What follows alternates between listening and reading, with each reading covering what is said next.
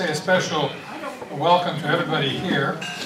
And we have three people here who are visiting from the Endowment Association, which I want to introduce by introducing the one that I know, Nancy Brown, who was a colleague of our speaker early on in Another World. Nancy, would you introduce your colleagues? Sure. Hi. This is Gail Shaplowski. Gail Shaplowski. And she works with corporate and foundation funding. And Will Duncan, who's a researcher. Will Duncan. Welcome from the foundation. It's a delight for me to introduce a good friend. And I say that acknowledging that he and I have not been in any close association over the years, but we've been closely associated enough in significant areas to make it possible for me to call him a good friend. And when I called to ask Dr. Naylor if he would come and present to us, it was like talking with a friend from a long time ago. In fact, Don and I were traveling in Australia in 2000, and I kept looking for my friend, only to find that he was still at that time in the United States. But we've worked together on committees and have a great deal of regard for each other. So Dr. Matthew Naylor is the president and CEO of the National World War I Museum at Liberty Memorial, and he's a native of Australia.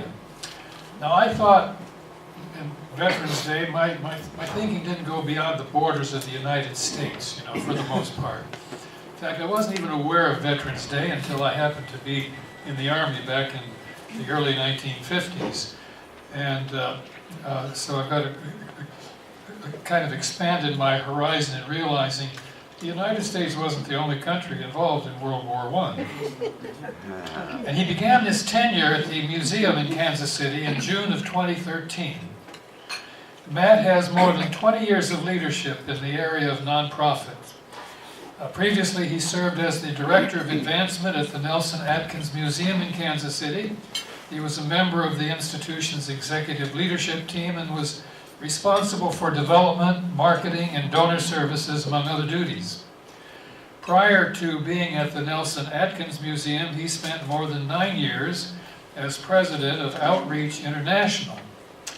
That's an international humanitarian organization specializing in sustainable and participatory community development with a presence in some 15 developing nations across the world.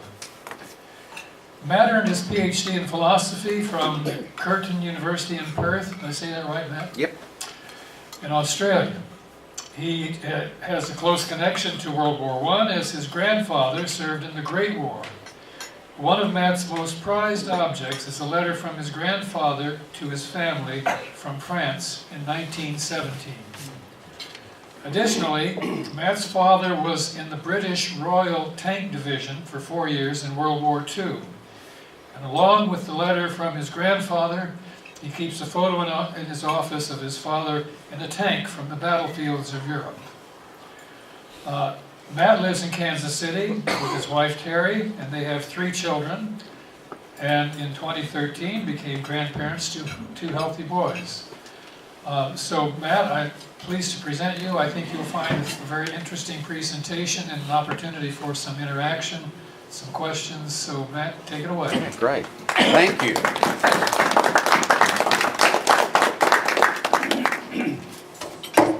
Well, good morning. Afternoon now, aren't we? I was saying over here, it's not as cold as this in Kansas City. I don't know what this winter thing is here in Lawrence. So it's a pleasure for me to be with you and have some conversation about the work of the National World War I Museum, during the centennial of the next 5 years is the centennial of the Great War, the war which changed everything. So how many here have been to the National World War I Museum or to the memorial? So, alrighty, so a fair whack of us have. Have you been to the museum since it was reopened in 2006? So some and others perhaps have a longer history of being there, perhaps to the memorial and the older halls that were there. So what I want to do today is talk about what do we seek to do? What does a museum and a memorial do over the next numbers of years to commemorate? And then I'm going to talk about three things, and then for us to have an open discussion about that, and I'd be keen to hear your perspectives as well. One of the things that I learned, more recently, we had a group of folks who wanted to do a big light show on the Great Frieze Wall in June or July of this past summer, because that, June 28 is the date where Archduke Ferdinand and Sophie were assassinated in Sarajevo, which was really what got things going in 1914.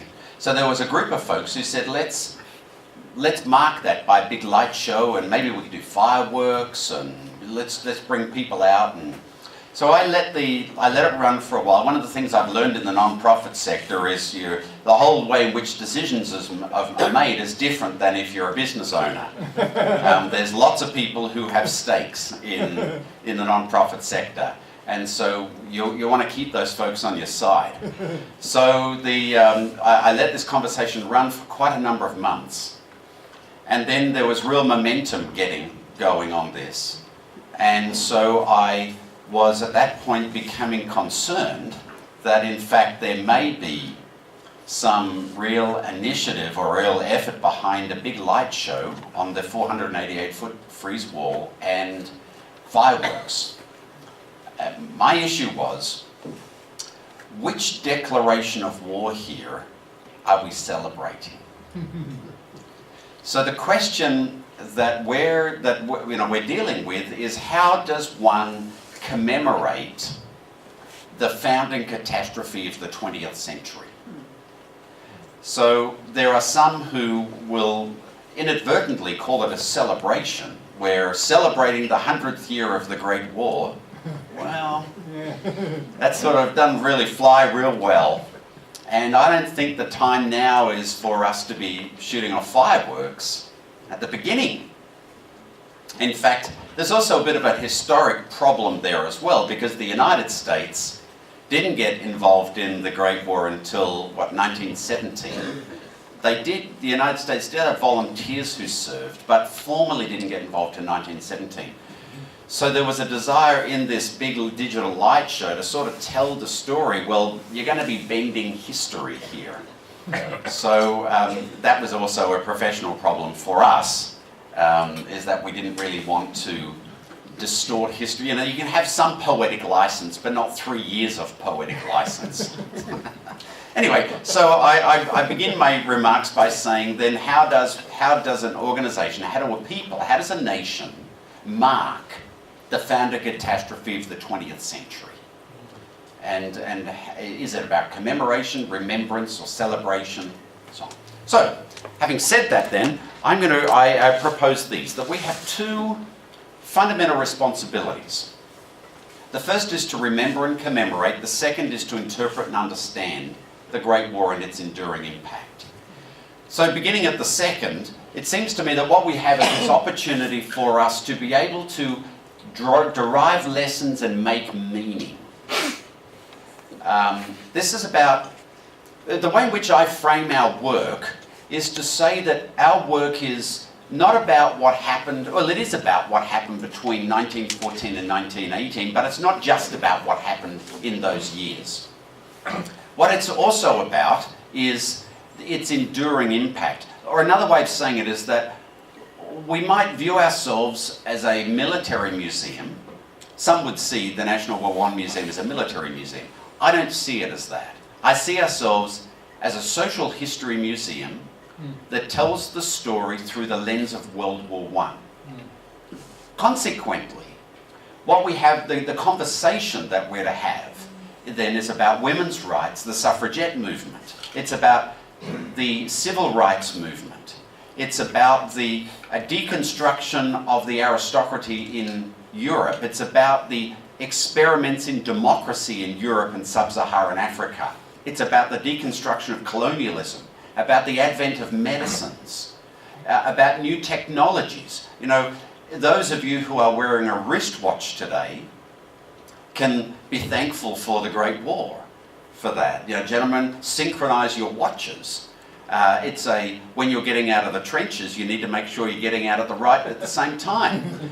Prior to that, pocket watches, fobs, were common, but they were redesigned to fit on your wrist.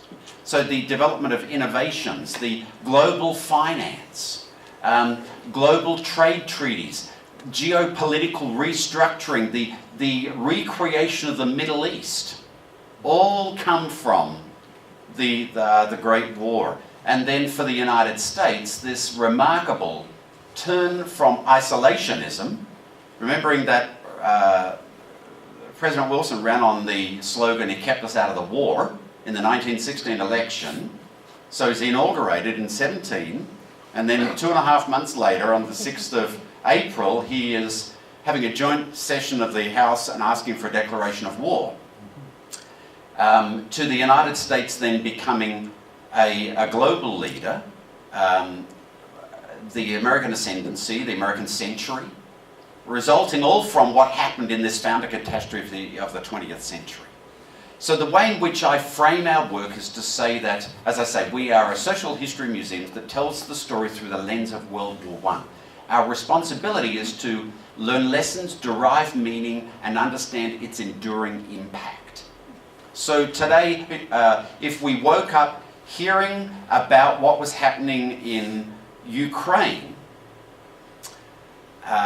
and that there's now a concern that there's a new push before the winter comes in for the Russian-supported rebels to take over some of the ports, or if we think about Crimea, it's all connected to what happened coming out of the Great War. You know, this is not an international audience that Putin is speaking to, it's a Russian audience that all this has got to do with. Or if we think about ISIS and the behavior of ISIS, it's all connected to the carving up of those countries as a result of the divvying the spoils in 1919. The Muslim Brotherhood, directly connected out of the Ottoman Empire and the Turks. It's all connected as a result of that. So, I mean, there are geopolitical issues that we're dealing with today that are absolutely connected through to what happened during the Great War. So I think that's our first responsibility, is to learn lessons and derive meaning. What does this mean? What were the values fought for? One of the conversations that we are planning on having probably in 16 or 17 is going to be around the question, should the United States have gotten involved?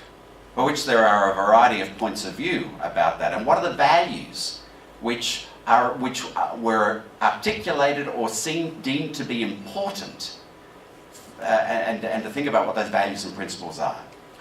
So we have this work, and then the second work is about commemoration and remembrance. So in many respects, we're in the memory business. And perhaps one of the things that makes us, that connects us mostly is memory. You know, those of you who have loved ones who lose memory, you know, like it's the essential core of the person which is slipping away. And we as people, as community, as humans, as global citizens, memory, it seems to me, is a key component of that. And so part of our task is about remembering, commemorating. And so in that respect, then I see ourselves as being in the memory business, remembering and helping that shape us. Remembering my grandfather, and then how I'm inextricably linked to the Great War. The impact that the Great War had on my father, and how his son, my father, hated him. And then how that meant that he migrated to Australia to get away from his father. And how that then resulted in my family, all connected back through to for which we are all connected into this Great War story. So this is the second component of what we do, and Veterans Day yesterday was part of that, where we were in the afternoon honouring people they chose to honour someone they loved by buying a brick and putting in our Walk of Honour. One of the ways that they could remember somebody who's important to them. And us wearing poppies and so on, all part of this remembering project. So they're the two things. So then the project for us to say, well, how do we do that? And I propose that there are 3 ways that we do that. And may I have my glasses, Forrest, just to make sure I see what I've got to tell you. Alrighty, so there are 3 things then that we're going to say. The first is to tell stories in ways that engage families, tourists and residents. So there are 35,000 museums in the United States. So they are history museums, science museums and art museums, for which the Watkins is one of those. And the Watkins you should be very proud of. It's a fantastic local history museum. And the new installation there is outstanding. I think if you have not yet seen that, go to the Watkins, make sure that you take that in. Who's seen the recent new installation of the main floor? It's really, really, really good. Anyway, 35,000 museums in the United States, and the National World War I Museum was ranked last month by TripAdvisor, who are the largest travel site in the world, and it's not cultural critics that write, it's people who actually experience it who write reviews. TripAdvisor rated the National World War I Museum out of 35,000 in the top 25. So there's no other museum in Kansas, Iowa or Missouri that made the cut. I like to remind my colleagues at the Nelson Atkins that they didn't even make the cut. Okay, so it relates to this, that one of the ways in which we're going to do those 2 things, learning and memory, learning and making meaning, remembering and commemorating, is to tell stories in ways that engage families, tourists and residents. So that's about having a really engaging way in which story is told in our main gallery and public programming. And there's a couple of things that we're doing in that regard. So 1914 was the Christmas truce. So the story goes that the troops are facing off against one another, believing, remember the leaders that sent these men into battle, and in August of 1914, just about within the first month of the war, the French lost. They had killed as many men as the United States lost in all of its engagement in the Great War. They lost in the first month as many as the United States lost in the entire engagement. And that's not about competency, it's about scale. The world they'd only had civil wars up to this point, small localized civil wars. And suddenly the world was swept up into this global conflict where every inhabited continent of the world was pulled into it, and slaughter at a scale the world had never seen. So in December, believing that the war was going to be over by Christmas, or the Kaiser said before the leaves fall, they're still entrenched. And the troops are facing off against one another. On Christmas Day, some of the officers gingerly stick their heads out and see they're not being shot at. They start singing. They hear singing from the other side.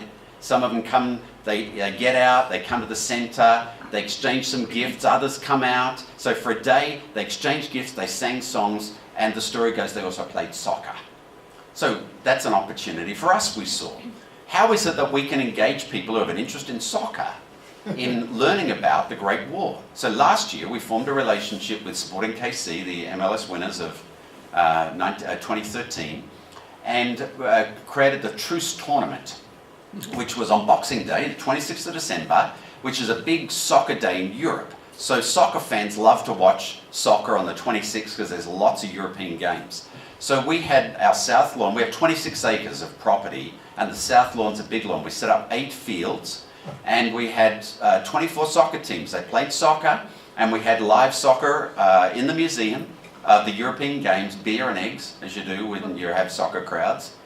Breakfast, beer and eggs doesn't really turn me on, but they did that. And then we had narrative panels that told the story of the Christmas truce, and then used their social media to engage people who are fans of sporting in the story of the Christmas truce.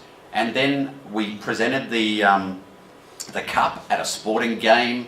We've been on the big Jumbotron screens that they have at Sporting Park there, telling the story of the Christmas truce. And again, we're doing it this year, and it's going to be much larger also this year. So what that enables us to do is to engage people in telling the story of the Christmas truce in a way that they would otherwise not be involved in learning about the Great War. And what's the central message there? For me, it's about the universality of how sport can be a way to bring people together.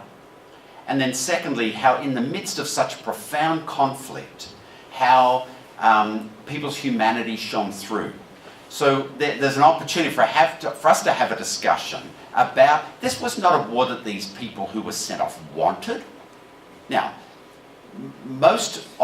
remembering that the leaders of European countries, every one of them were grandchildren of Queen Victoria, and they were all cousins. And so there's this big family rivalry that's going on. They all thought there was this notion that war was cleansing. So it'd be good for us to do this.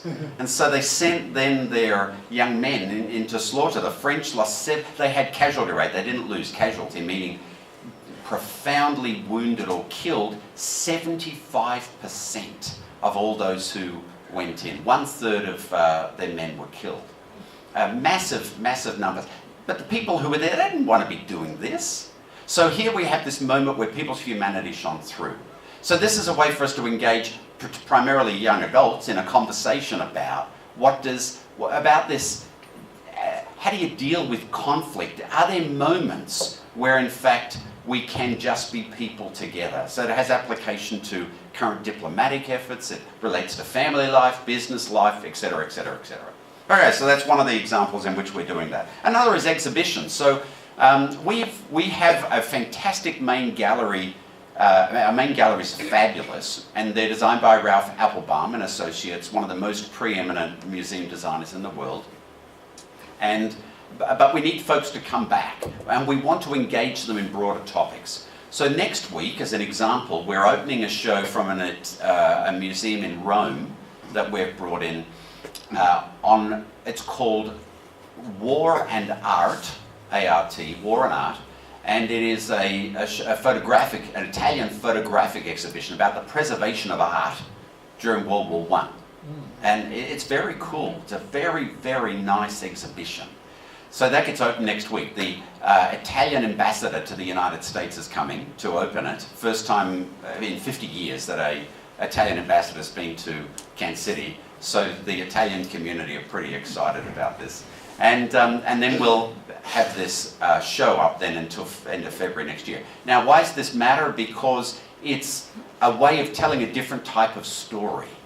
And there's going to be a whole variety of exhibitions that we have throughout the course of the year. And then lastly, as part of this, is we will have a new gallery space that we're going to be creating as well. Alrighty, so that's the first thing. We tell stories in ways that engage families, children, and residents. Let me tell you one other thing about that, which was pretty cool.